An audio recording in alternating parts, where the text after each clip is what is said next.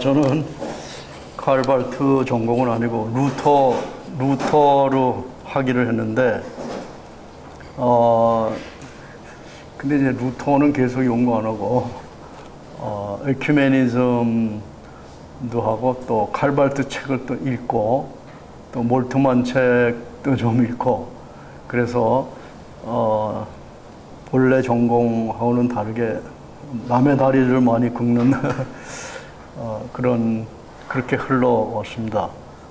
그러다 보니까 교회사 학교에는 잘 참여석을 안 하는데, 이 칼발트 학회에는 여러 번 참석을 했습니다. 그러다 보니까 많은 분들 알게 되고, 그래서 우리 김재진 박사께서 저를 여기 추천하신 것 같아요.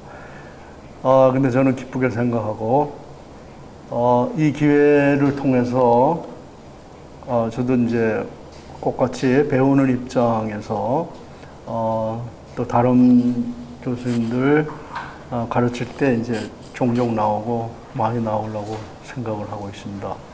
상당히 유익한 시간이라고 이렇게 느껴졌습니다.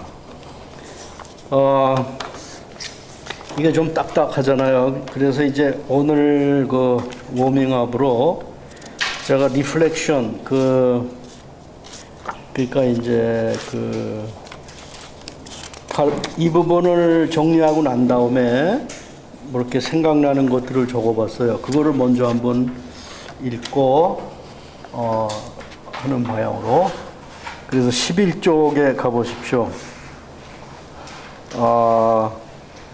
조금 하여튼 부족하지만 생각나는 것들 적어봤어요. 거기 그 Reflections라고 되어 있는 데가 있습니다.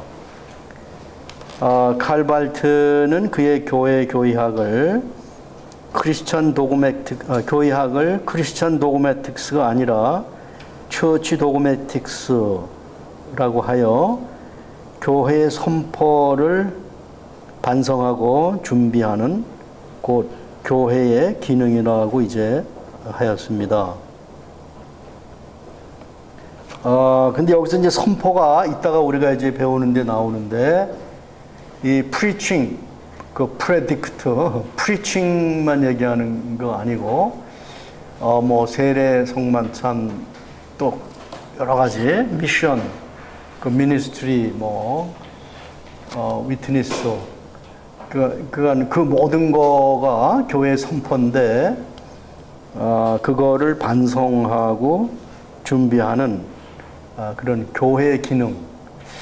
이것도 이제 문제가 있습니다. 그 칼발트의 처치 도그매틱스가 이 교회의 기능만을 가지고 있는 거는 이제 아닌데, 여기 이제 교회의 기능이라고 일단 해놨습니다. 바르트는 로마 카톨릭 교회학, 17세기 개신교 정통주의 교회학과 미국의 근본주의 개신교 교회학, 그리고 19세기 모더니즘적 그러니까 리버럴 프로테스탄티즘이죠. 그 신학을 반론하는 맥락에서 그의 교회학을 펼쳤습니다. 이런 의미에서 그는 복음의 재발견인 16세기의 종교개혁으로 돌아가고 결국 신학성경의 사도적 복음 선포를 다시 회복하려는 그런 경향을 보여줬습니다. 특히 그의 교의학 소설, 거기 그 교회학 1의 1은 32년에 썼고 1의 2는 40년에 썼는데요. 이 두 개가 다 교회학 소설입니다. 이게 다 프롤레고메나. 근데 그 제목은 말씀론 이렇게 돼 있어요. 두 개 다 똑같이. 그러니까 이제 모든 이제 교회들을 다룰 때에 그 맨 앞에 있어야 되는 거가 말씀론이다 뭐 그런 뜻으로. 그래서 딜레레 폼 보르트 고테스로 시작을 하는데요. 그것의 3중 형태는 16세기 종교개혁자들 불링거 또 루터의 갈라디아서 강해 이런 데에서도 발견이 되는데, 이 칼발트의 독특한 부분은 계시 개념이 아닌가 이거는 아주 루터의 복음의 재발견처럼 획기적인 훌륭한 개념이다 이렇게 생각을 해봤습니다. 그 다음에 2번은 오늘 배우는 본문에 나오는 건데요. 교회 교의학 소설의 의미라고 이제 이름을 붙여서 짧게 숙고를 해봤는데, 필자는 칼발트 교의학 소설을 위에서 지적한 다른 세 전통들에 비추어서 고찰해 보고자 한다. 트렌트 공유에는 로마 가톨릭 교의학 소설을 성경과 전통, 성경과 전통을 같은 무게로 봐가지고 and가 중요한데요. 그렇게 하였고, 제2바티칸 공회에는 제일 먼저 교회 교리 현장을 다루고 그 다음에 계시를 다룸으로써 교회의 마기스테리움, 티칭 오피스를 이 말씀론보다 앞세웠습니다. 그러니까 이거가 이제 교회 교약, 칼발트 교회 교약에 있어서는 이것이 도저히 용납이 안 되는, 그러니까 이게 가톨릭의 제2바티칸 공의 입장하고 트렌트 공의 입장 모두가 칼발트에 의해서는 절대로 받아들여지지가 않는, 그 다음에 17세기 개신교 정통주의 교의학은 제1장 자연신학과 계시신학을 먼저 논하고 그 다음 제2장에서 성경을 논함으로써 인간의 하나님 지식 가능성을 하나님 말씀 자체에 두지 아니하였으며 그 앞에 뒀어요. 그래서 자연신학적인 부분을 이렇게 신학적으로 자리매김을 먼저 시키고, 그 다음에 이제 이제 성경, 거기 칼발트의 그 보르틸레레의 가장 또 중요한 거는 성경보다 더 중요한 게 있잖아요. 근데 여기는 성경. 그래서 이제 이게 명제적 진리를 절대화하는 그런 정통주의.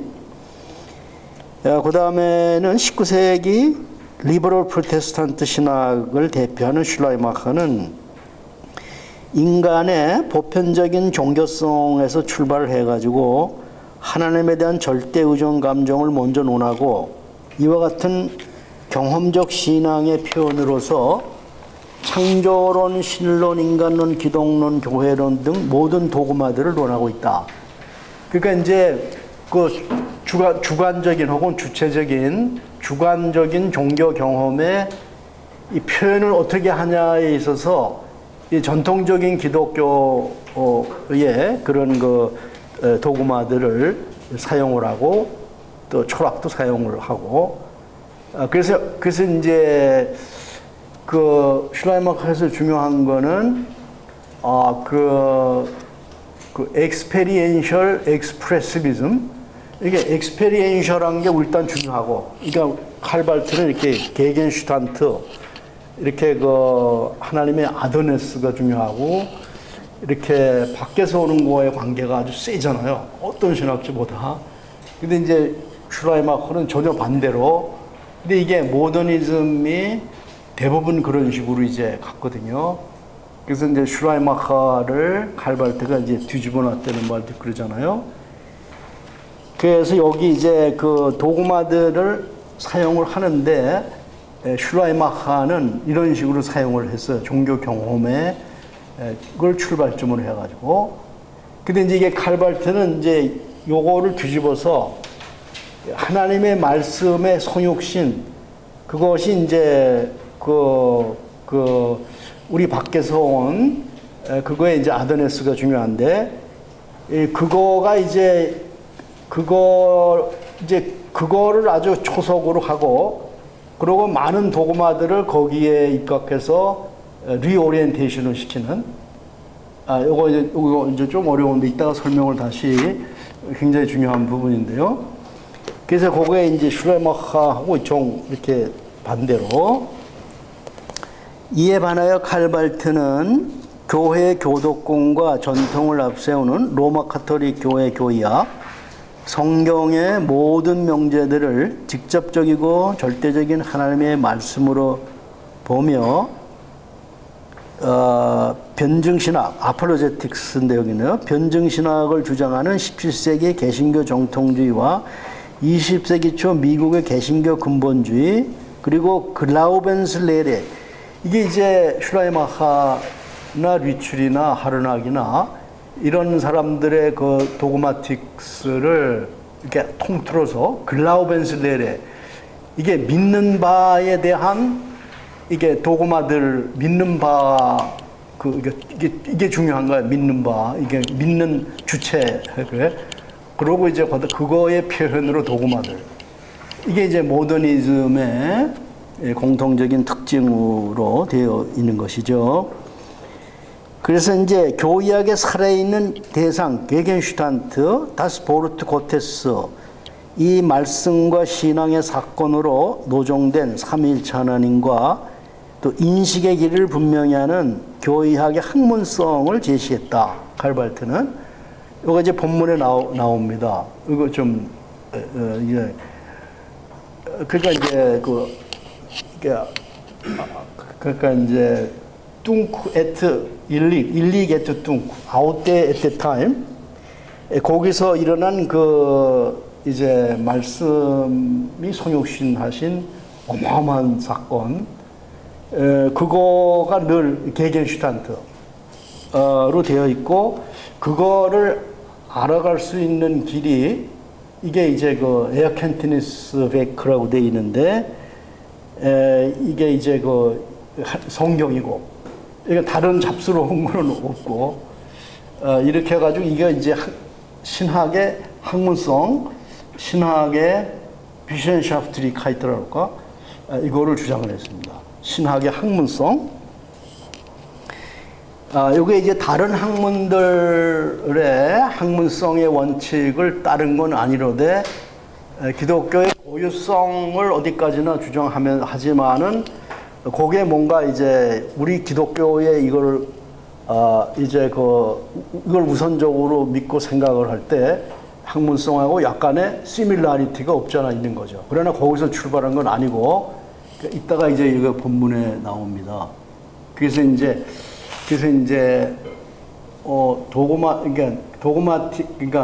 도그마틱 알스 비센샤프트, 그러니까 이제 학문으로서 도그마틱 이런 게 나옵니다.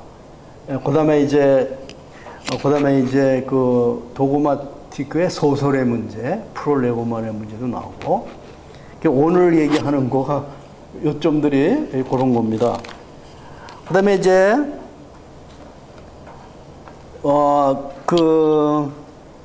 바르트는 변증신학을 주장한 다른 전통들과는 달리 우리가 잘 아는 그 아폴로제틱 시올로지가 아니고 케리그마틱 시올로지의 기본을 두고 있죠. 그도 그럴 것이 그에게 있어서 교회의 마테리얼로서 교회의 선포가 중요하고, 교회 교의학은 바로 이것이 계시와 일치하는가 아닌가를 검증하기 때문이다. 그리고 이제 아까 말씀드린 거의 반복은 이 선포라는 개념이 이게 설교로 축소되는 게 아닌. 저도 읽으면서 이제 맨 처음에 그런 거 아니에요. 그 선포라는 개념이 넓어요. 그다음에 이제 교회들과 신학들의 통일성 추구. 이거는 이제 제가 에큐메니즘을 좋아하는데 그쪽 방향의 책들도 번역도 하고 이제 이렇게 했는데, 이 칼발트 신학을 이렇게 보면은 에큐메니즘 시각에서 이 교회를 통일시킬 수 있는 그런 게 있어요. 이게 이제 성경의 그 통일성을 이제 그 말씀이 육신이 되시는, 이게 이제 화해론에 가면은 복음의 세 계기 그래가지고 이제 복음이 하나님 말씀하고 같은 건데, 이런 거, 이 복음 이런 거가 이제 성경의 통일성이고 우리 기독교의 통일성인데, 그 복음을 잘 뜯어보면 거기 삼위일체 하나님에 관계된 게 들어가고, 그래서 어떤 그 신학과 교회의 통일성을 제공한다. 그래서 아주 탁월하다 이런 주장을 해봤어요. 한국 개신교는 성경의 모든 명제들을 직접적으로 그리고 절대적으로 계시되어진 하나님의 말씀 그 자체로 보는 경향인데 반해서 칼발트는 성경을 이미 일어나고 그리고 다시 앞으로 일어날 것이 대망되는 삼위일체 하나님의 계시에 대한 증언들로 보며 기록된 말씀과 교회의 선포가 각각 하나님의 말씀이 되는 것은 이와 같은 하나님의 계시에 의하여 일어날 수 있다고 봤다. 그래서 우리는 발트의 이와 같은 말씀론에서 성경과 교회의 선포와 교의학의 통일성을 발견하고 모든 도구마와 도구마들과 교의학적 진술들이 하나님의 말씀인 예수 그리스도 혹은 Jesus Christ as God in His gracious revealing and reconciling address. 아드레스는 독일말의 레데를 이렇게 번역하는 것 같아요. 그거를 지향하는 것을 알 수 있는 바 이는 4분 오열된 한국 개신교회를 연합시키고 통일시키는 요인이 될 거다. 이 예수 그리스도는 기초를 묻는 성경신학과 목표를 묻는 실천신학과 교회 선포를 문제 삼는 교회신학이라고 하는 세 원의 각각의 중심이 다른 두 원의 중심을 포함하는 중심이다. 기록된 말씀과 선포된 말씀에서 신앙이 만나는 하나님의 말씀은 다름 아닌 God Himself in His Revelation으로서 God the Lord이신 창조주요 화해주요 그리고 구속주로 우리를 만나시는 분이시다. 하여튼 그 통일성의 그 포인트를 맞춰가지고 칼발트 신학의 핵심을 한번 찝어봤습니다. 그러면 이제 한국 교회의 선포에 비추어 볼 때 설교뿐만 아니라 교회의 모든 그 대사회적인 행동들까지 합해서 과연 이거가 교의학이 귀하게 여기는 그 표준 말씀이죠. 그 표준에 비추어 볼 때 적합한가? 그 여기 이제 안 적합하다는 얘기로 해봤어요. 한국 개신교의 선포, 설교, 세례, 성만찬, 교회 복음 전도와 선교, 그 밖에 교회 사회 참여가 과연 성경이 증언하고 있는 하나님의 말씀을 제시하고 있는가?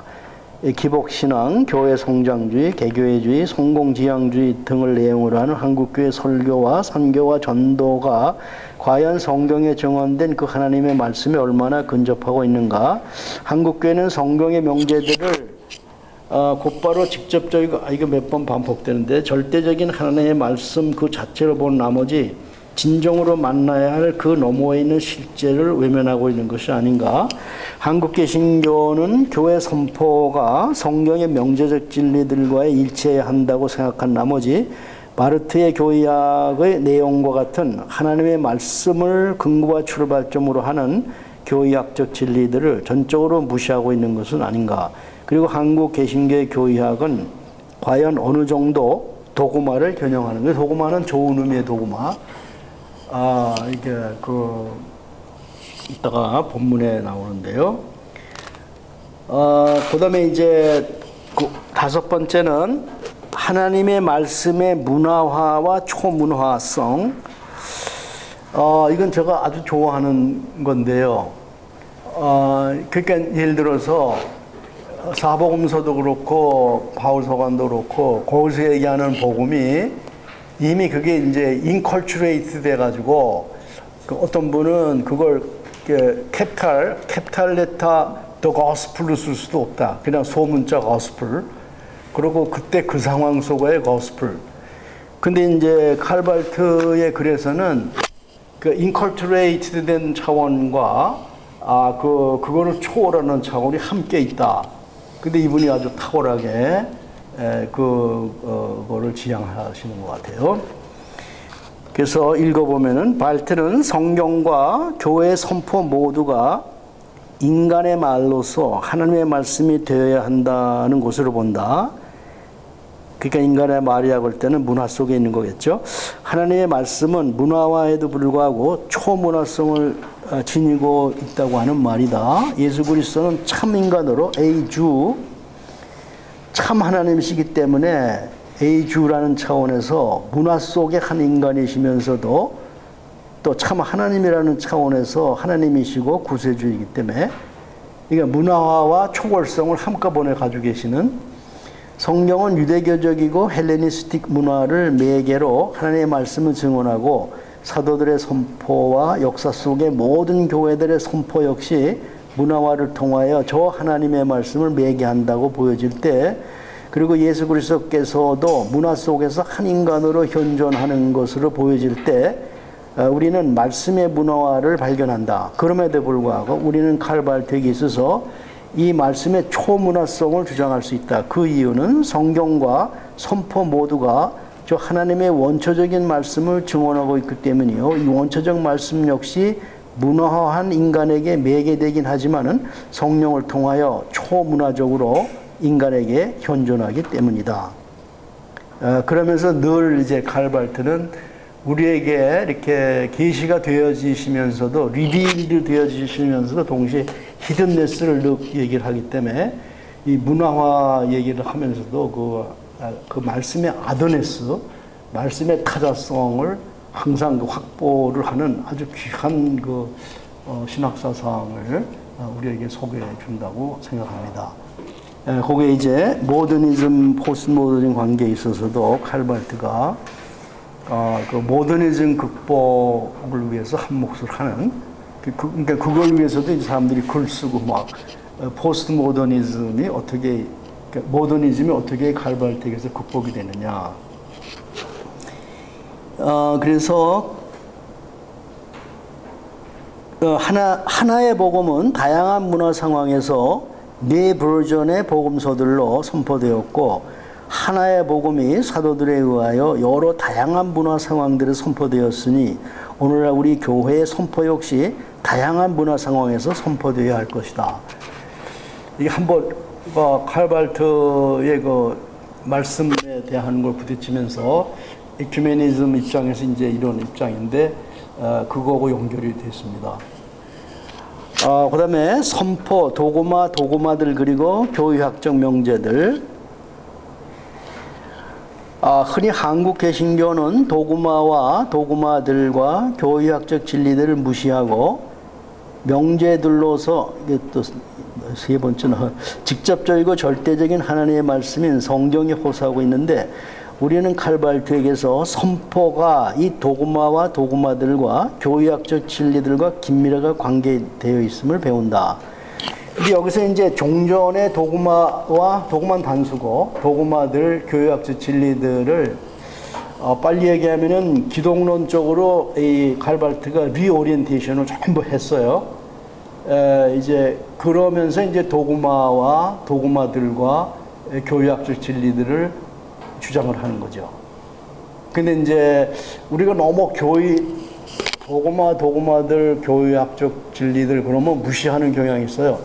성경 본문 몇 장 몇 절이 하나님의 말씀인데 그거를 또 자기 나름대로 해석하잖아요. 그러면서 설교하고. 근데 이제 우리가 이게 칼발트에게 있어서 리오리엔티드 된 도구마들, 교회학적 진리들을 이거를 직접 설교에 그대로 해도 이제 좋다는 주장이 이번 이제 교회학 읽으면은 나와요. 그래서 이제 그 비슷한 얘기를 해봤습니다. 물론 우리는 17세기 개신교 정통주의, 19세기 모더니즘, 리버럴 프로테스탄즘, 미국의 개신교 근본주의 도구마들, 교회학적 진리들이 아니라 하나님의 말씀에 리오리엔테이션된 성경에서 증언된 계시와 일치하는 한 도구마들과 교회학적 진리들을 존중하고 이를 교회 선포를 위하여 사용하고 선포를 위한 준비와 선포의 반성을 위해서 선포를 위한 반성을 위해서 아니 심지어 상당한 정도로 선포 그 자체를 사용해야 할 것이다. 바르트의 교회 교의학은 복음 증언으로서 사도적 선포를 모퉁이 돌로 삼고 있는 바 이는 우리의 교회 선포를 위해 매우 훌륭한 길잡이가 아닐 수가 없다.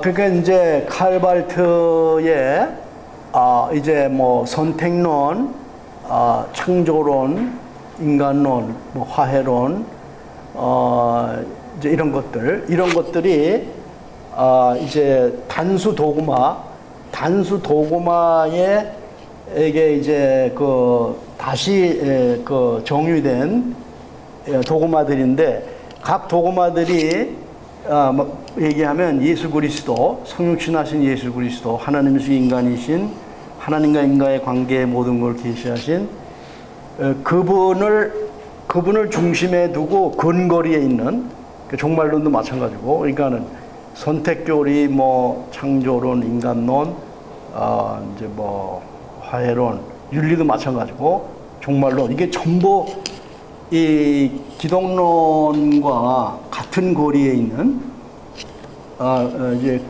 그런 의미에서 이제 리오리엔트된 도구마들, 그거가 이제 교의학의 그 주제들이다. 근데 그거는 이제 설교에 그대로 선포될 수 있는 그런 내용으로.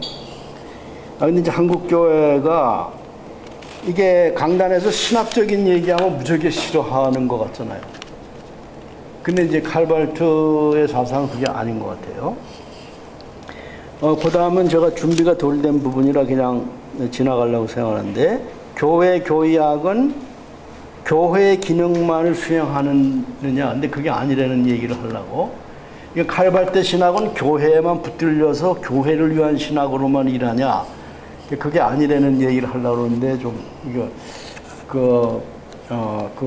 칼발트의 화해론에 있어서 예수 그리스도의 예언자 직분에 관련을 시키면은 이 퍼블릭 디올로지로 막 열려 있는데, 근데 이제 많은 사람들이 이게 교회론 쪽으로 이렇게 자꾸 칼발트 신학을 축소시키는 분들이 많은 것 같아요. 이제 저는 이제 에큐메니즘을 하다 보니까 그런 측면이 빨리빨리 보이는 것 같아요. 저도 약점이 있겠지만. 이래서 이제 워밍업, 이게 사실은 맨 나중에 하려고 그랬었는데, 이게 안에 들어가면 좀 딱딱하거든요. 그래서 이제 이걸 먼저 했습니다. 그러면은 이제, 본문으로 들어가십시다. 본문으로 들어가서, 이제 제목이 셋인데요. 교의학의 문제, 그렇게 되어 있고요. 교의학에 있어서 어떤 문제들이 이제 이슈가 되냐. 그 다음에 학문으로서의 교의학. 아까 조금 얘기했죠, 그죠? 그리고 세 번째가 교의학의 소설. 이것도 조금 얘기했죠. 그래서 우리가 교의학에 있어서 뭐가 문제냐. 그거를 나중에 해도 괜찮을 것 같습니다. 칼발트가 조금은 장황하게 쓴 것 같아요. 또 앞에 거 나온 것도 이렇게 반복하시고 그러면서, 그거 나중에 해도 괜찮아요. 그래서 좀 지루할까봐 그래요. 그래서 6쪽으로 먼저 가셔서, 학문으로서의 교의학을 먼저 하죠. 학문으로서의 교의학. 그리고 이제, 교의학 소설의 문제, 그걸 먼저 정리하고, 그리고 앞에 나오는 건 좀 이렇게 장황하게 이제 대강 우리가 그게 어려운 얘기는 아니고 아실 수 있을 것 같아요. 그래서 이제 비셴샤프트로서의 교의학, 거기를 가보겠습니다. 근데 이제 아까 말씀드린 대로, 간단해요. 그러니까 이제 이 교의학의 학문성은 일반 학문에서 주장하는 어떤 학문성의 원칙이 있는데, 그걸 빌려가지고 와서 그걸 근거로 해가지고 교의학의 학문성을 이렇게 셋다 본 게 아니다. 이 기독교의 고유성, 특수성에 입각해서 얘기하다 보니까 요게 이제 게겐슈탄트 대상이라는 거 있고, 아까 말씀드린 에릭 켄트니스 베이크, 그 대상을 인식하는 길, 그 말씀론, 말씀의 삼중성 뭐 그런 거. 그리고 이런 거를 설명할 수 있는 이거를 이제 그 독일 말로 찾아보면 레켄샤프트 아플레이겐, 그러니까 이제 그걸 설명을 할 수 있는, 그러니까 학문이라는 게 설명을 해야 되잖아요. 그러니까 게겐슈탄트, 에르켄트니스 베이크, 그리고 그거를 이제 설명을 할 수 있는 레켄샤프트 아플레이겐, 이렇게 요게 이제 사실은 뭐 거의 다입니다. 그걸 염두에 두고 이제 읽으려고 생각합니다. 신학 일반과 특히 교의학은 스스로를 학문으로 이해를 하지만은 그것은 원칙적으로 그런 것이 아니고 절대적으로 그런 것도 아니다. 그리고 그것은 오늘날 권위를 인정받는 일반 학문의 그런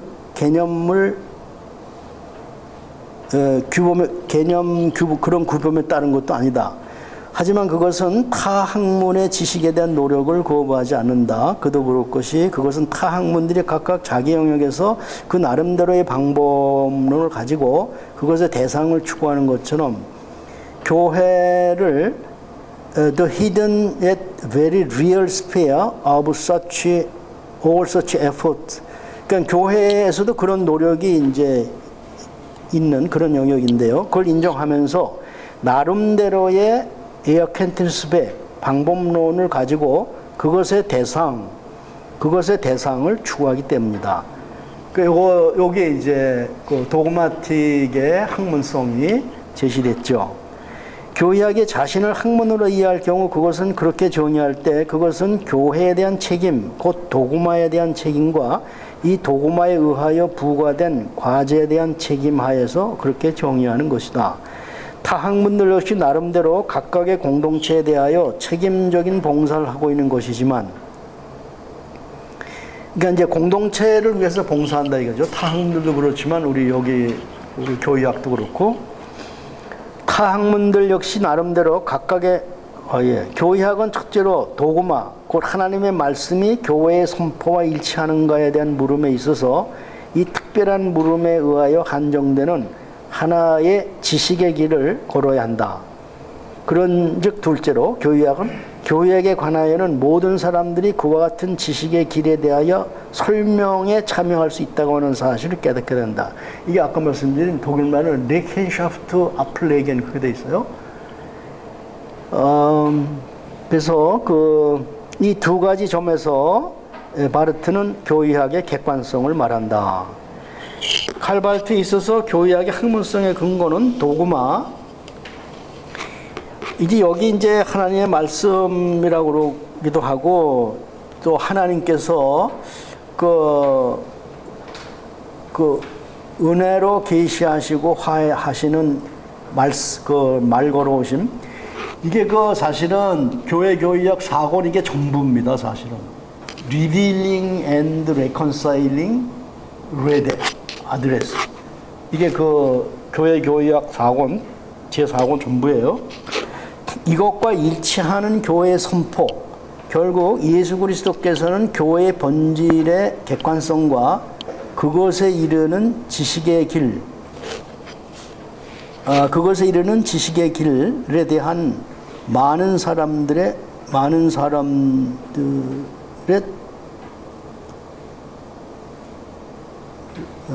참여하고 있다.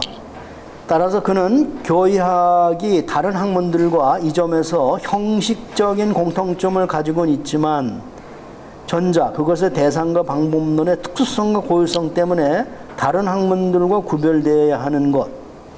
그래서 기독교 교회 교의학의 distinctiveness among sciences 이렇게 표현을 해놨어요.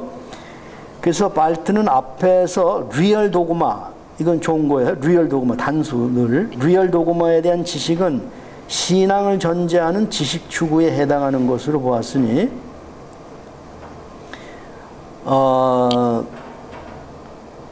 학문으로서 교의학에 있어서 결정적으로 중요한 도구마는 은혜와 신앙을 전제한다. 사실은 칼발트 교의학 전체의 그 주제들이 이 리얼 도구마에 대한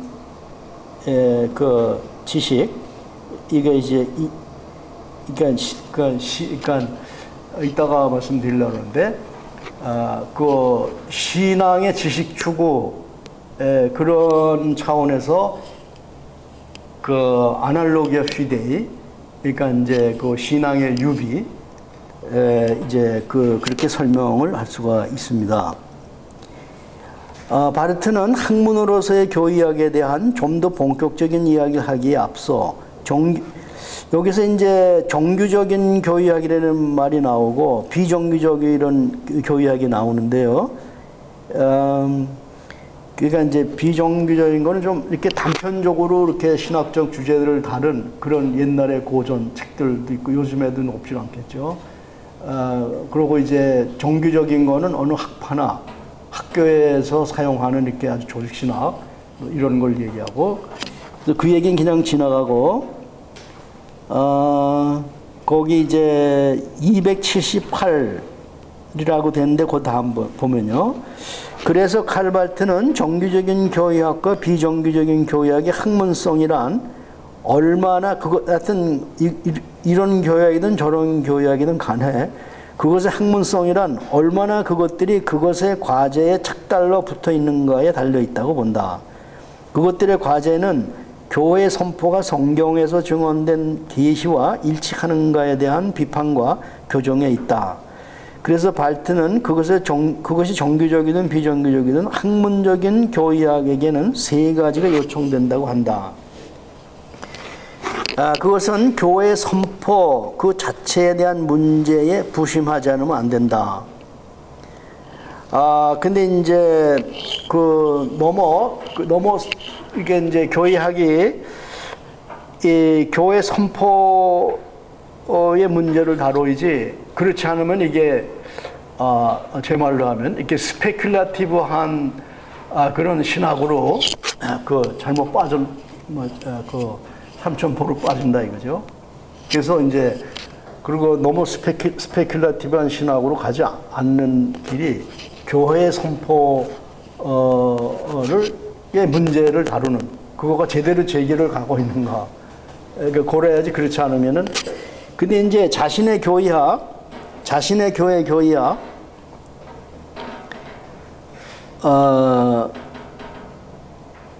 거기 이제 280이라고 됐는데, 그러니까 그 맨 밑에, 그러니까 이제 1이라고 한 데서 밑에서 하나, 둘, 다섯째 줄. 그래서 발트는 우리가 회피할 수 없고 매우 조심스럽게 다루어야 할 경계서 있는 주제들이 예컨대 신론, 창조론, 종말론, 그럴 가능성이 가장 희박한 화해론, 그리고 기독론에 있어서도 그렇다 하면서 우리는 그와 같은 경계선을 넘어서서는 안 된다. 그러니까 이제 좋은 의미에서 도구마들, 교회적 진리들이 이제 교회의 선포를 봉사해야 된다. 그리고 교회 공동체를 늘 전제하고 그걸 섬기는. 그러니까 이러다 보니까 이제 칼발트 신학이 이 교회적 기능에 머물러 있는 게 아니냐, 이런 이제 비판적 질문을 받겠죠. 에큐메니즘을 이제 한 사람 입장에서는 이거 가지고는 안 되는데 이제 그런 의문이 생기고, 이것도 아주 매우 중요하지만, 그다음에 이제 두 번째로는 학문적인 교의학은 교회 선포에 대한 반복적인 해설이 아니라 그것에 대한 비판과 교정에 헌신하지 않으면 안 된다. 그건 그냥 지나가고, 3번 학문적인 교의학. 지금 우리는 결정적인 시점에 도달하고 있는데, 이 학문적인 교의학이란 교회 선포가 성경 안에서 증언된 계시와 합치하는가에 대한 탐구한다. 이것은 우리가 이미 언급한 도구마의 의미와 핵심이라고 부르는 바 그것이다. 만약에 교의학의 학문적 본성이 그것의 특수한 객관성, 곧 도구마의 문제에 오리엔테이션 되어 있다면은 그것이 교의학의 학문적 본성을 증명할 수 있는 결정적인 시금석이다.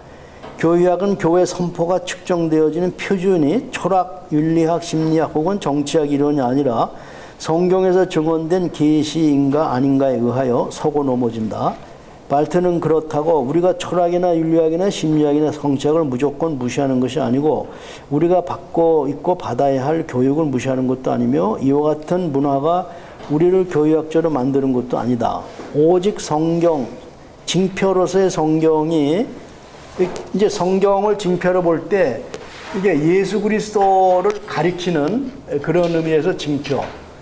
그러니까 이제 그르네 발트의 그 세례 요한의 그림이 있다고 그럽니다. 안 봤는데. 근데 그거가 예수님을 이제 가리키고 있다고. 그래서 이제 성경을, 그러니까 pointers, 가리키는 가리키는 거, 가리키는 자, 그 다음에 사인, 징표, 이렇게 이제 봅니다. 그리고 이제 그 안에 아주 핵심적인 그거는 확둠으로 보고, 확둠. 그게 이제 앞에 다른 본문에 나오는데, 그래서, 조금 쉬었다 하려고? 뭐라고 그러신 거죠? 그래서 요거 좀 하고 조금.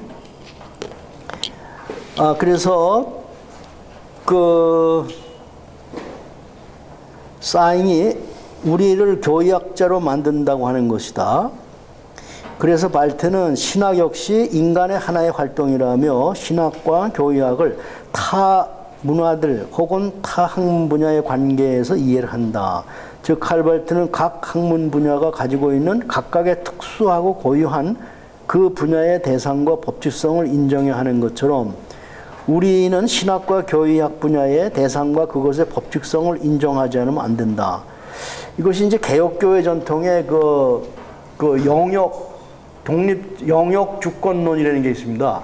그러니까 이제 우리가 살고 있는 모든 우리가 문화 속에 살고 있는데 그 정치, 경제, 사회, 문화 또 문화 안에서도 뭐 그 영역 다양한 영역 속에서의 주권을 인정을 해야 되는 상대적이긴 하지만 이게 에이브람 카이퍼 이런 사람들이 그쪽을 엄청 이제 세게 주장하죠. 리폼드 트래디션 속에서 여기도 이제 신학의 영역의 고유성, 특수성을 인정하고 타 학문들의 영역의 고유성, 특수성을 인정하고 그 두리뭉실함 말되는 그 입장인 것 같아요. 하지만 칼발트는 단순히 모든 학문들의 자율적 영역 주권을 인정하듯이 신학의 그것을 현상적으로 인정하자는 것만으로는 부족하다고 본다. 즉 발트는 신학의 자율성에 대한 형식적인 필요가 지적될 수 있고 지적돼야 하지만 우리는 이와 같은 지적의 진지성이 단순히 성경에 대하여 이야기하는 것이 아니라 성경이 증언에 쏟고 있는 그 attention, 기울이고 있는 attention과 더불어 속어 넘어진다. 신학적 적실성, relevance 이렇게 번역했는데 신학적인 relevance,로서 정말 효율적인 부름은 사실상 하나의 전적으로 relevant한 신학에 의해서만 가능할 수 있으니 이거는 이제 이제 성육신 하신 말씀 거기에 이제 일치를 해야 된다 이거죠. 결국 이것은 전적으로 적실한 신학의 사역에만 달린 것이다. 발트는 이와 같이 신학이 그 어느 때보다도 그리고 어느 상황에서보다도 계속해서 그 자신에게 신실하고 항상 성경적인 신학으로서 그 자신에게 더 신실하게 되어야 하는 것이 신학의 가장 화급한 과제라고 역설을 한다. 여기 이제 스크립추럴 티올로지 이런 거는 이제 요즘에는 내러티브 신학하고도 이어지는 이런 전통인데 저는 이거 이제 이 에큐메니칼의 성경론을 공부하다가 배웠는데 에큐메니칼 운동이 그 초기부터 이 스크립추럴 티올로지를 이제 강조했다고 그래요. 또 우리가 아는 대로 칼발트도 이제 암스테르담 제1차 총회 때 이제 교회론에 대해서 연설을 발표를 하셨는데 조금 쉬었다가 너무 오래 8쪽에 가보시면 교약 소설의 문제에 대해서 나옵니다. 아까 제가 말씀드린 대로 로마 카톨릭 교회의 그 교약 소설 그걸 연구하려면 트렌트 공의회의 그 앞부분을 이제 읽으면 되고, 제2바티칸 공회의 이제 그거 전부 교리 선언인데, 거기에 이제 그 순서가 어떻게 됐나 보시면 됩니다. 그리고 이제 17세기 루터교 오토독스, 또 리폼드 오토독스의 교의학이 있어요. 이렇게 두꺼운 게. 근데 거기에 이제 처음 읽어보면은 이게 이제 그 자연신학적인 이제 입장을 먼저 해놓고, 그 다음에 이제 성경 이렇게 들어갑니다. 그게 이제 칼발트는 그 교회학 1에 1, 2 전부에서 이게 보르틀레레 딜레레 폼 보르트 고테스 하나님의 말씀론을 거기 다루고 있습니다. 그래서 이제 칼발트 교회학의 소설이 아주 이제 종교개혁으로 돌아가는 그런 차원이 없잖아 있어요. 복음의 재발견, 성경의 발견도 중요하지만은 종교개혁의 특징은 많은 사람들이 rediscovery of the gospel, 그러니까 복음이 뭔가를 종교개혁자들이 새롭게 깨닫고 거기에 대한 확신을 가지고 종교개혁을 이렇게 밀고 나갈 수 있었죠. 다만 성경 구절에 몇 장 몇 절 하나님의 절대적인 진리다 이래가지고 그거 붙들고 이렇게 종교개혁을 성공시킨 게 아니고, 그래서 이제 종교개혁 쪽에서는 많은 종교개혁 그 학자들이 종교개혁의 특징을 The Rediscovery of the Gospel, 그런 식으로 칼발트가 교회학의 소설을 그런 식으로 할 때에, 그리고 거기에 이제 복음이 이 칼발트의 화해론의 세 계기를 복음의 세 계기라고 합니다. 그 제사장, 왕, 예언자, 그 화해론 3의, 그러니까 4의 1, 4의 2, 4의 3. 그거가 이제 복음의 세 계기거든요. 근데 그게 소설에 이제 그거하고 이제 구약의 이제 코비넨탈 히스토리, 그거하고 다 이렇게 이어졌는데, 그러니까 이제 말씀이라고 그럴 때 간단하게 얘기할 수 있지만 이게 엄청 이제 교회학에 있어서 보면은, 근데 그거가 한마디로 복음이고, 이게 그러니까 육신을 입고 오신 하나님의 말씀이시고, 그리고 그분이 삼위일체 하나님을 계시하는 그런 분이고, 그래서 이제 그 칼발트 신학을 전 종교개혁을 전공했는데, 상당히 통하는 데가 있습니다. 그래서 이제 어떤 사람은 데비드 뮬러인가 그분이 이제 칼발트 신학 사상 그래가지고 아주 쉽게 쓴 책이 있는데, 제가 그걸 번역했는데, 그분은 칼발트 신학을 니어 리포메이션 신학이라, 그러니까 이제 신종교개혁 신학이라 이렇게, 그러니까 종교개혁 전통을, 그러니까 이제 뭐 두왕공용도 그렇고 로앤드 고스플도 그렇고 고스플 앤드 로도 그렇고 이 말씀론 복음에 대한 것도 그렇고, 제가 이제 종교개혁을 해서 그쪽에 익숙한데, 이런 것들이 칼발트에 오면은 그대로 나오면서 이제 새롭게 그리고 이제 삼위일체론과 뭐 정통 기독론도 그대로 나오면서 새로운 차원이 거기에 부각이 되는, 그래서 상당히 이 기독교 전통, 교부학까지 합해서 기독교 전통을 귀하게 여기면서 신학을 뭐 하려고 그러는 사람에게는 이 칼발트 없이는 안 되는, 한번 통과를 해야 되는. 그래서 이제 많은 사람들이 신약학에서는 불트만을 한번 통과를 해야 된다. 근데 이제 교회학 쪽에서는 칼발트를 한번 지나가지 않으면 안 되는. 그래서 아주 어렵고 그렇지만은 이걸 한번 통과를 해야 된다. 그런 이제 주장을 할 수가 있습니다. 그래서 이제 대강은 우리가 짚은 셈인데 그래도 한번 읽어보죠.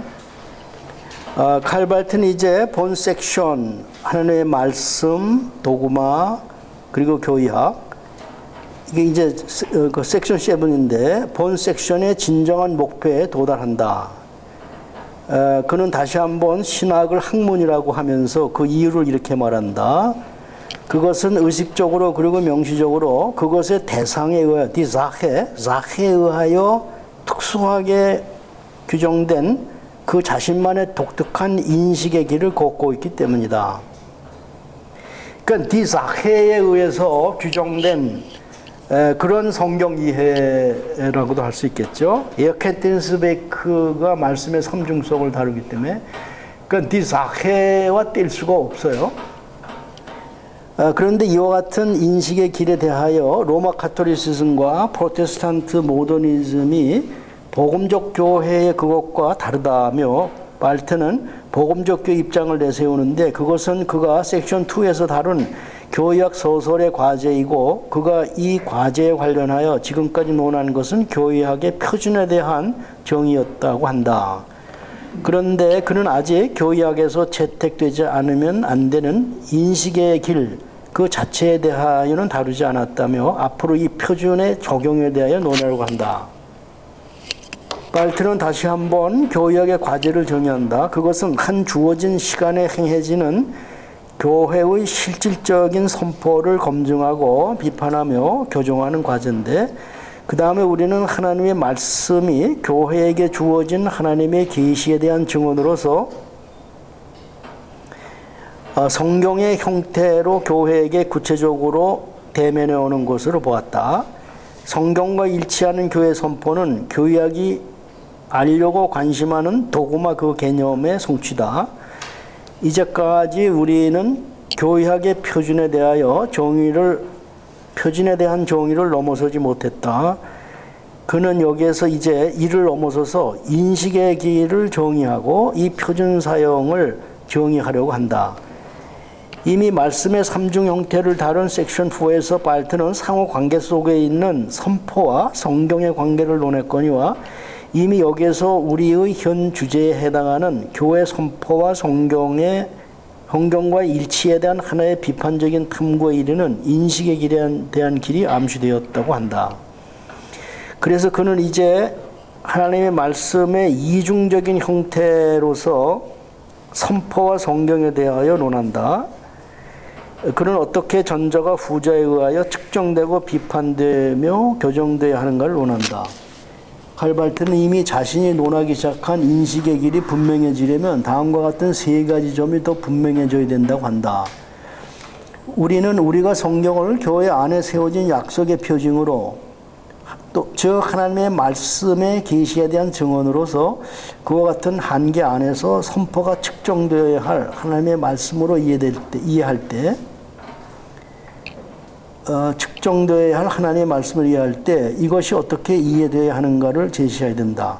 우리는 이와 같은 표징을 교회로서 그리고 교회 안에서 가지고 있는 그것을 그와 같은 것으로 듣고 받아들인다고 하는 것이 무엇을 뜻하는가를 제시해야 된다.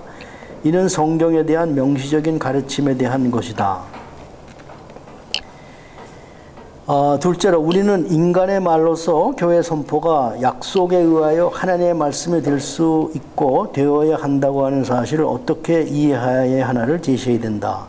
우리는 여기서 인간의 말이 이와 같은 약속의 관점에서 어떻게 복종해야 할 하나님의 말씀이 될 수 있고 되어야 하나를 제시해야 된다.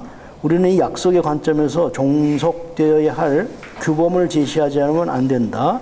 그래서 우리는 앞으로 제시될 필요가 있는 성경에 대한 명시적인 교리에 엄격히 상응하는 명시적인 교회 선포에 대한 교리를 시도해야 한다고 한다. 만약에 우리가 이 둘의 상응을 제시하는 일에 성공한다면은 우리는 교의학의 표준 사용에 대해서 혹은 교의학에 있어서의 인식의 길에 대해서 일반적으로 언급될 필요가 있는 것을 분명히 말하고 있는 것이다.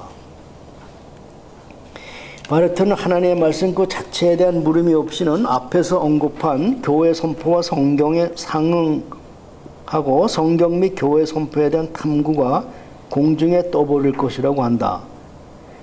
그러니까 교회 선포와 성경의 상응 그리고 성경 및 교회 선포에 대한 탐구가 공중으로 떠버린다. 그러니까 하나님 말씀 그 자체 이것과 칼발트의 총 관심이 거기 있는데 성경과 선포 사이의 상응의 온전한 의미 그러므로 교의학에 있어서 인식의 길의 온전한 의미는 성경과 교의학이 하나님의 말씀을 다루고 있다고 하는 사실에 있다. 바르트는 우리가 성경에서 하나님의 말씀을 발견하고 선포 안에서 하나님의 말씀에 대해 이야기한다면 그것이 무엇을 의미하는가라고 묻는다. 그리고 교회학이 이와 같은 동일성, 성경과 하나님의 말씀, 그리고 성경 교회 선포의 아이덴티피케이션이라 무엇을 말하는가라고 한다. 만약에 이 둘 사이에 상응이 일어나고 교회적 인식의 길이 밝혀진다면 이것은 마땅히 디사케로부터 곧 성경과 선포가 하나님의 말씀이고 하나님의 말씀이 될 수 있다고 하는 사실로부터 오는 것이다. 발트에 의하면 하나님의 말씀은 세 가지 형태로 실존하는 바, 그것은 하나님의 말씀에 오심, 하나님의 행동, 그리고 하나님의 신비요, 이것이 인간에 의해 인식될 수 있다고 하면서 이에 대해서 이미 논했으니 그것을 다시 반복할 필요가 없다고 한다. 칼 발트는 이미 섹션 4에서 다음과 같은 내용을 논했다고 한다. 즉 하나님의 말씀의 삼중 형태, 즉 선포, 성경, 그리고 셋째로 계시를 논하면서 이 계시란 성경과 선포 안에서 하나님의 말씀의 출처요, 성경과 선포는 이것과의 관계에서 이것의 참여로부터 또한 하나님의 말씀이 된다고 한다. 우리는 이것을 그 어떤 베르덴과도 관계없이 하나의 절대적인 의미에서 하나님의 말씀이라고 불렀으니, 성경과 선포는 이제 안 그렇지만 그것은 하나님의 말씀의 사건으로서 그것의 능력으로 성경과 선포가 하나님의 말씀이 되는 것이다. 하나님의 말씀이 그 자신을 계시하실 때 성경과 선포는 하나님의 말씀이다. 그 옛날에 장신대에서 어떤 논쟁이 있었냐면은 어떤 사람은 성경이 하나님의 말씀이라고 그러고 어떤 사람은 그게 이제 하나님의 말씀이 된다. 베르덴이라는 말을 자꾸 쓰면서 그 이제 칼발트 신학을 좀 배운 사람은 이제 그쪽으로 자꾸 주장을 하고, 그렇지 않은 사람은 그냥 성경이 하나님의 말씀이다. 이런 이제 주장이, 그런 싸움을 했던 게 기억이 납니다. 거기 꼭대기에, 그런데 칼발트는 이제 이상과 같은 말씀론을 계시 개념에 주목하면서 새롭게 접근합니다. 이 때문에 둘, 성경과 선포 사이의 관계를 이해함에 있어서 열쇠를 제공하는 것이 계시이다. 이 계시만이 오늘의 설교와 어제의 설교가 성경에 의하여 측정되어야 한다고 할 때 무엇이 문제여야 하는지를 우리에게 보여줄 수 있다. 우리는 계시에 대하여 물어야 하고 이 계시에 근거하여 선포가 성경에 비추어 측정되어야 하며 성경과 선포가 공동으로 계시에 관계되어진다. 우리는 성경에 일어난 것으로 증언하는 계시, 이건 사도시대에 이미 일어났죠. 일어난 계시에 대한 증언이죠. 사도적 증언, 성경이.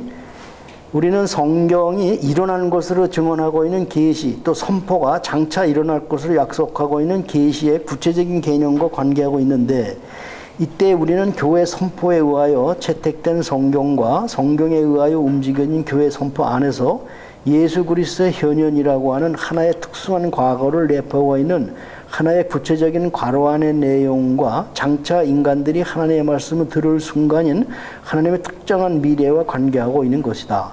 우리는 여기에서 두 시간들, 과거 예수 그리스도 현현과 하나님의 말씀이 다시 들릴 한 특정한 미래, 역자주 그런데 사이에 계신 하나님의 말씀의 구체적인 현존이겠죠. 곧 파악 불가능하면서도 확실한 현존, 그리고 언제나 새로운 현재이면서도 유일회적으로 단번에 일어난 현재에 대하여 묻고 있는 것이다.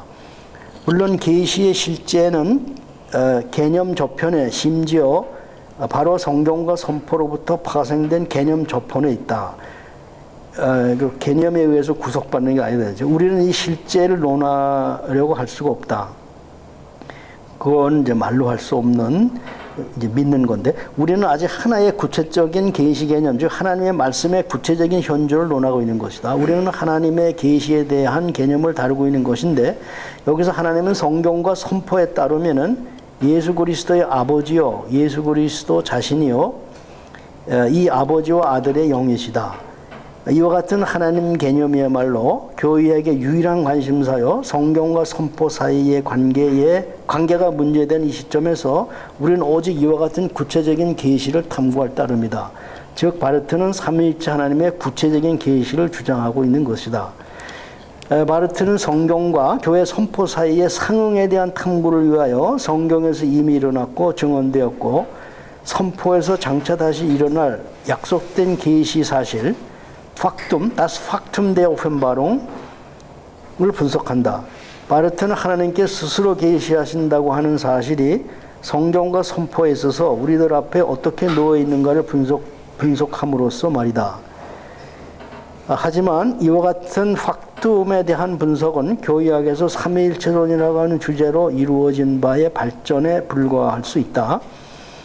바르트는 이와 같은 팍툼의 내적인 필연성에 대한 질문에 대한 대답이 기독론의 기본적인 명제들과 성령의 사역에 대한 기본적인 명제들에 의해서 공급될 것이라고 한다. 그러나 바르트는 우리의 실천적인 관심사인 성경과 교회 선포에 대한 교리의 전제들을 명료하기 위하여 계시 개념에 대한 탐구를 먼저 하려고 한다. 이 계시 개념이야말로 성경과 선포가 어느 정도까지 하나님의 말씀으로 이해되어야 하고 이 둘 사이에 어떤 상응이 있어야 하며 선포가 어떻게 성경에 의하여 측정되어야 하는가에 대하여 우리에게 제시해 줄 것이다. 즉 바르트는 앞에서 이미 말씀의 삼중성, 곧 선포, 성경 그리고 계시를 논했는데 여기에서는 역으로 계시를 출발점으로 해가지고 성경 그리고 선포 이렇게 이제 나가요. 즉 바르트는 향후 계시, 성경 그리고 교회 선포에 대해서 논한다. 하지만 이제 바르트는 섹션 4에서처럼 세 가지 형태를 논증하지 않고 이 셋의 내적인 구조와 상호 관계에 대하여 논하려고 한다. 그래서 이제 그 교의학의 오늘 우리 주제와 관련된 이렇게 제목을 살펴보면은 재미있는 것 같아요. 아까 말씀드린 대로 교회 교의학 1에 이제 1, 2가 전부 말씀론으로 돼 있다고 이제 말씀드렸는데, 근데 그 첫 번째 거기에 교회 교의학 1의 1에서 하나님의 계시 이게 나옵니다. 그게 이제 하나님의 말씀론 안에서 그런데 이제 일부에서 하나님을 다루는 거죠. 그래서 일부 그래가지고 섹션 8, 9, 10, 11, 12 나가는데 그것이 이제 삼일체 하나님의 이제 내용이죠. 제목은 제1부 삼일체 하나님 그랬는데, 근데 이제 교회 교의학 1의 2에 가보면은 말씀의 성육신 이렇게 나와요. 이게 이제 하나님의 삼위일체 하나님의 논리적으로 삼위일체 하나님의 계시에 해당된다고 볼 수 있죠. 그 앞에 그거가. 그러고 이제 성경 선포를 다루고 있죠. 그래서 칼발트의 삼위일체론에 대해서 몰트만과 이제 몰트만을 따르는 사람들, 또 많은 사람들이 비판, 로마 카톨릭 쪽에서 비판도 하지만은 여기 보면은 분명하게 삼위일체 하나님의 계시, 이게 논리적으로 이 제목을 읽어보면은 이제 되어 있습니다. 그러고 이제 거기 참고로 교회 교육의 2의 1은 신론을 다루고 2의 2는 선택론, 그리고 이제 3에 가면은 창조와 언약, 3의 2에 가면은 인간론, 그리고 4의 1에서 3이 화해론, 그리고 세례론 제가 번역했는데 4의 4가 세례론, 그리고 그 다음에 또 크리스천 라이프라고 된 거가 아마 1968년에 칼발트 세상 떠나고, 그죠? 윤리, 종말론적 프로스펙티브를 가진 윤리학이 이제 좀 가지고 있는데, 이렇게 이제 돼 있습니다. 근데 이제 여러분에게 질문도 하고 말씀을 또 하셔야 될 그런 시간을 많이 못 들어서 죄송한데, 4쪽에 가셔서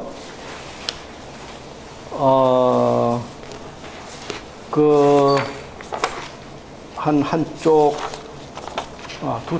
두 쪽 되는 거를 읽어야 되는데 이게 시간이 어떻게 할까요? 시간이 없는 것 같은데. 지난번에 보니까 30분 이상 토론하시는데 여기를 그 두 쪽은 읽어야 좋은 것 같은데.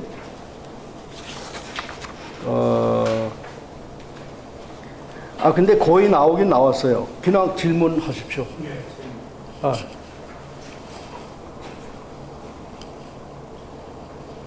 교수님, 이제 오늘 말씀하신 거 보면 바흐가 내 레포메이션, 지금 종교개혁선언 신학을 그리시는 있는데 왜 이 교회사에서 왜 바흐를 신정통주의로 이렇게 얘기를 하고 있는지. 발트의 뭐를? 바흐의 신정통주의라고. 왜 그렇게 평가가 나오게 되는지 교회사. 글쎄, 제 짧은 생각으로는 그 오토독스는 사실 17th century 루터론 그 오토독스 도그마틱스하고 또 리폼드 도그마틱스 있잖아요. 그거가 이제 오토독스인데 이제 그거를 근데 이제 칼발트가 이제 그 로마 카톨릭하고 19세기 모더니즘은 늘 비판하는데 그 칼발트 자신이 그 리폼드 도그마틱스의 에른스트 비스턴과 누가 쓰신 거기에 소론을 썼거든. 아니 그건 이제 다른 얘기지만은 이게 저는 11세기 그 정통주의 도그마틱스에 대해서 비판적인데 많이. 근데 칼발트도 분명히 그래요. 근데 그거는 끄집어내지 않고 그냥 로마 카톨릭으로 대표해서 로마 카톨릭이 그런 거라도 대표한다고 생각하셨는지. 그래서 그냥 그 로마 카톨릭하고 19세기 모더니즘 이쪽의 신앙 그 도그마틱을 이제 비판하는 그런 입장인데, 그러니까 이제 그런 의미에서는 아마 잘 모르겠지만은 이 그 리폼드 오토독스 그 도그마틱스를 새롭게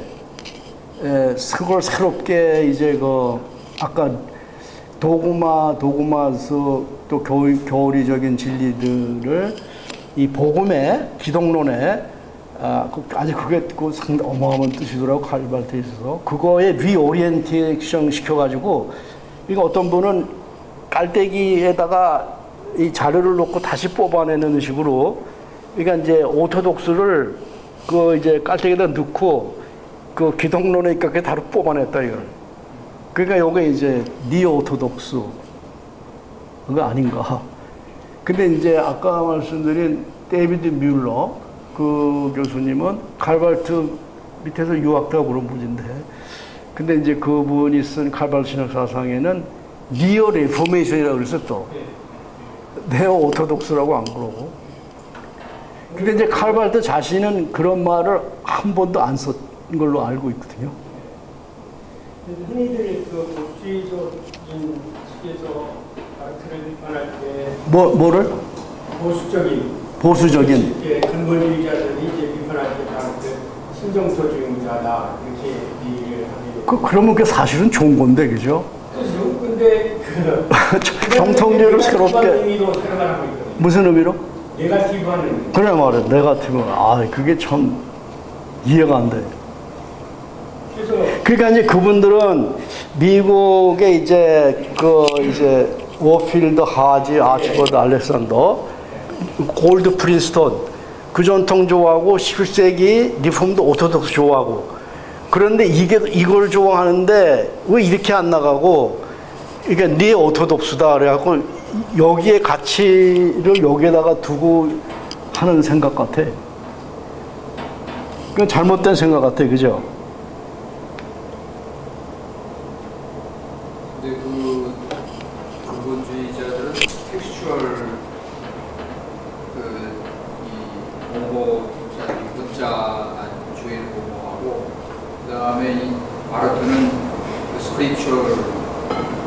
스크립처 티올로지를 말하기 때문에 거기에서 이것이 갈라지지 것이 아닌가. 예, 근본적으로는 말씀론에서 갈라지는 것 같아요. 그래서 아까 그 뿔트만을 신약학에서는 뿔트만을 고치고 이제 꼭 고쳐야 된다고 그러고 교회학에서는 칼발트를 고쳐야 된다고 그럴 때 거기에 핵심 부분이 오늘 이 그 교회 교의학의 그 후얼레이숭 그 프롤레고메나에서 얘기하고 있는 그 말씀론, 거기에서 갈라지는 것 같아요.